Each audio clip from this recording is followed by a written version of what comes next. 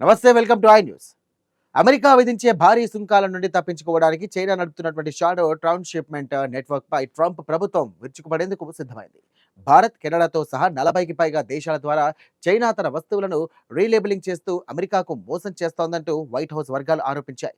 Artificial intelligence ఆధారిత detective border ద్వారా ఈ నకిలీ వాణిజ్యానికి చెక్ పెట్టేందుకు అమెరికా వేసిన భారీ వ్యూహంపై పూర్తి వివరాలను ఇప్పుడు చూద్దాం. ప్రపంచ వాణిజ్య రంగంలో మరోసారి సంచలనాత్మక పరిణామాలు చోటు చేసుకుంటున్నాయి. చైనాపై అమెరికా విధిస్తున్న భారీ పన్నులు, దిగుమతి సుంకాల నుండి ఎస్కేప్ అవ్వడానికి కమ్యూనిస్ట్ చైనా ఒక భారీ రహస్య నెట్వర్క్ను నడుపుతోందని ట్రంప్ పరిపాలనా యంత్రాంగం సంచలన కథనాన్ని బయటపెట్టింది. చైనా తన వాణిజ్య కుంభకోణాలను కప్పిపుచ్చుకోవడానికి సుంకాలను ఎగవేసేందుకు ఏకంగా భారత్, కెనడా, మెక్సికోతో సహా ప్రపంచవ్యాప్తంగా ఉన్న 40కి పైగా దేశాలను ఒక షాడో ట్రాన్స్‌షిప్‌మెంట్ నెట్వర్క్గా వాడుకుంటుందని అమెరికా తీవ్రస్థాయిలో ఆరోపించింది. అధ్యక్షుడు డొనాల్డ్ ట్రంప్ ముఖ్య వాణిజ్య సలహాదారు Peter నవారో the great transshipment scam పేరుతో ఒక ప్రత్యేక విశ్లేషణాత్మక నివేదికను విడుదల చేస్తూ ఈ మోసాన్ని ప్రపంచం ముందుకు తెచ్చారు.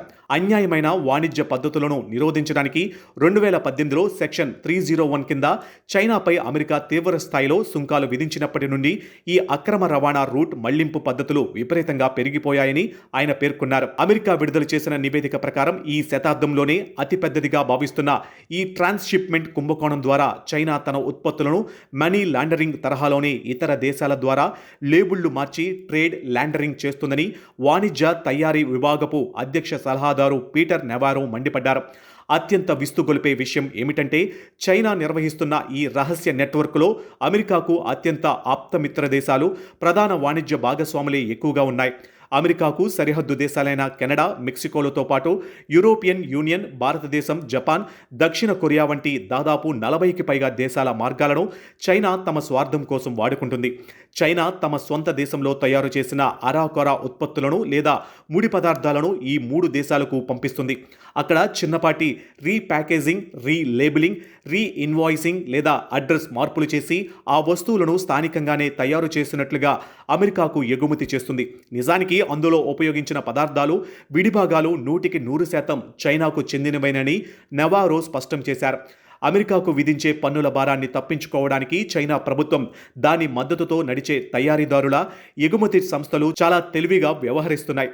చౌకగా కార్మికులు లభించే ప్రాంతాలు, కస్టమ్స్ నిఘా తక్కువగా ఉండే బలహీన సరిహద్దులు, సడలించిన చట్టాలు ఉన్న స్వేచ్ఛా వాణిజ్య మండలాలు, అమెరికాతో ప్రత్యేక వాణిజ్య ఒప్పందాలు ఉన్న దేశాలను చైనా టార్గెట్ చేస్తుంది.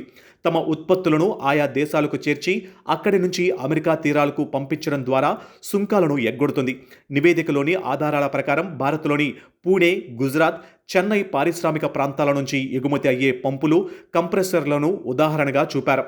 పూణే నుండి భారతీయ సరుకులుగా అమెరికాలోని సిన్సినాటి, డేటాన్, కొలంబస్ పారిశ్రామిక సరఫరా గొలుసులకు చేరుతున్న పంపులు అసలు భారతదేశంలో తయారైనవి కావని, అవన్నీ చైనీస్ పంపులేనని నివేదిక ఎత్తి చూపింది.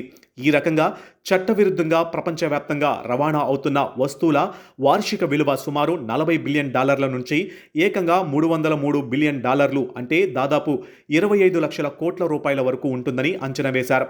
అయితే ఈ అంతర్జాతీయ వాణిజ్య మోసానికి చరమగీతం పాడేందుకు అమెరికా ఇప్పుడు సాంకేతిక పరిజ్ఞానాన్ని ఆయుధంగా మలుచుకుంటుంది.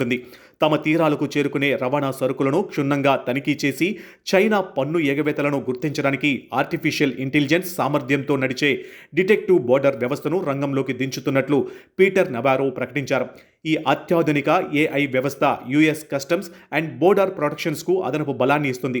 సరుకుల రవాణా డేటా, ఓడల ప్రయాణ మార్గాల చరిత్ర, ప్రొడక్ట్ వర్గీకరణ, కంపెనీల యాజమాన్య సంబంధాలు, ఉత్పత్తి సామర్థ్య సూచికలు, computer vision, advanced data analytics సాధనాలను ఈ ఏఐ డిటెక్టివ్ బోర్డర్ నిమిషాలలో విశ్లేషిస్తుంది.